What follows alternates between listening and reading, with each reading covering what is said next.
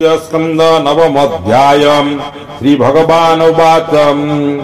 वेद गर्भ सृष्टि अर्थे तुम्भेजे तो सकल मते अति सुंदर घोर तपे तेणु मु तोहर समीपे स्वभावे जोगी को दुर्लभ तते मु होइली सुलभ सर्वमंगल हेउ तोर दृढ़ चित्तरे मागवर मोहर दर्शन जेते प्राणी लभई पुण्य भावे ताहार श्रेय परिश्रम अंतरे होय आत्माराम गगने सुनी मो वचन तुझे जप तपरे कलु मन कर्म विभ्रम देखी तोते मुझे डाकिली शून्य पथे बोइली दृढ़े तप कर मु तते होइबी गोचर मोर हृदय तप जान तप मो आत्माटी प्रमाण तपे मु सृष्टि करे हेले अंते संघरे तप बले तपर बले जगत मुहि पालई अविरत एमंते विष्णु मुख सुनी विधाता कहे चुकीवाणी ब्रह्मावाच हे नारायण भूतेश्वर प्राणी हृदय तोर घर हृदय पद्म मध्य थाऊ प्राणी की उपदेश देऊ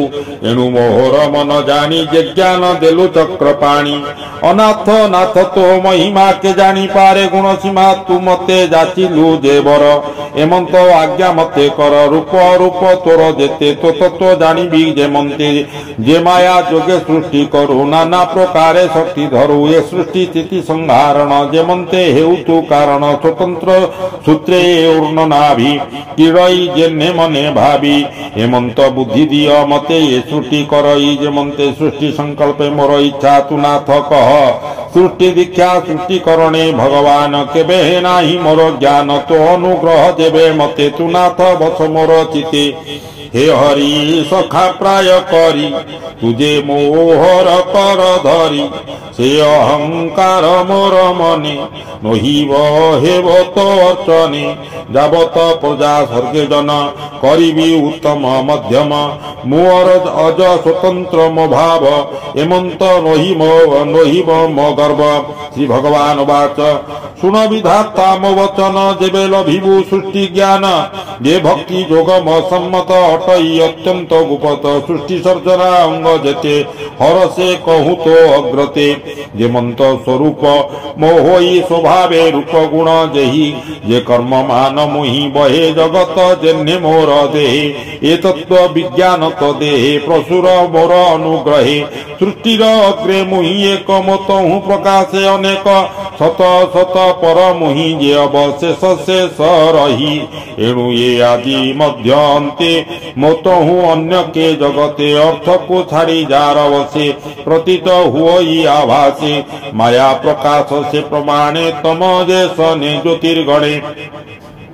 जेमंते स्थूल सूक्ष्म भूते प्रवेश पंच महाभूते छाड़ी पसंती पुण पुण मुमाया शरीरे ते सन आत्मा सर्वदा सर्वठारे अन्य व्यतिरेक भावे यहा जानती तत्वज्ञानी माया संसारे अनुमानी तोर प्रस्तावे प्रजापति कहिली सृष्टि यथा गति देखी विचार अनुमाने जे सर्व काले विद्यमाने ए मोर तत्वज्ञान बले धर तु समाधि निश्चले कल्प विकल्पे तोर चित्त केबे नहुबी मोहित सुखवाच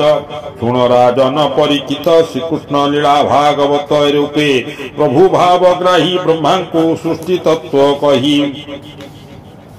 तत्क्षणे ब्रह्मार अग्रते गोविंद गले शून्य पथे कृष्ण न देखी प्रजापति पछे अनेक कला स्तुति कर अंजलि शिरे देई अनेक मते भाव बही विश्व सजिला विष्णु तेजे पूर्वर प्राय नाना बीर्जे से प्रजापति धर्मपति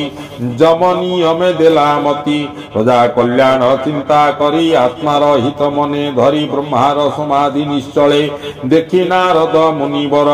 पुत्रंक मध्य प्रियतम विनय सेवारे से पुनः ब्रह्मार मन तोष कले विष्णुर माया जानी बारे पितार मन तोष जानी विनय भावे मुनिमणि पुछिले पितार अग्रते तुजा पचारिलु मते नारद वाक्य वेदवर हरि महिमा गोचर जेते कहिले सृष्टि अर्थे मायार महिमा जेमंते जानिबा अर्थे महामुनि कही विधाता हेले तुनी ब्रह्मा नारद प्रश्न जेते कहिले ताहार अग्रते राजन सावधाने सुन ए भागवतर प्रमाण 10 लक्षण यहा जानी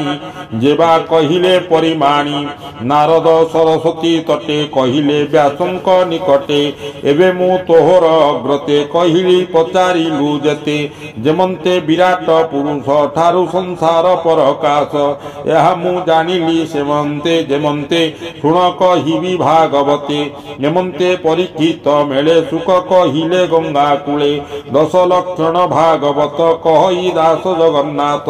द्वितीय स्कंद साधुवाणी सुनि संसार उतर प्राणी गोविंद गोविंद गोविंद पदु गळुछि मकरंदानंद कबार हरि बोलिति श्रीमद् भागवते महापुराणे परमहंस्यां सहितायां वैशाख्यं द्वितीय स्कंदे ब्रह्मा स्तुतिर्नाम नवम अध्याय हरि ओं तत्सत् नमः भगवते श्री वासुदेवाय नमः।